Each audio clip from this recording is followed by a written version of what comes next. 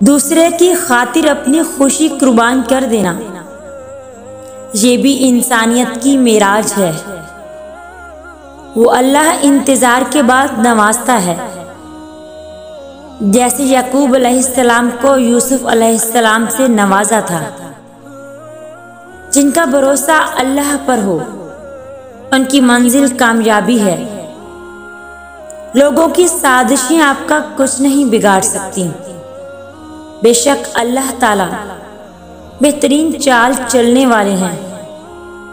अपने दिन की इब्तिदा 3 चीज़ों के साथ कीजिए: कोशिश, सच, यकीन।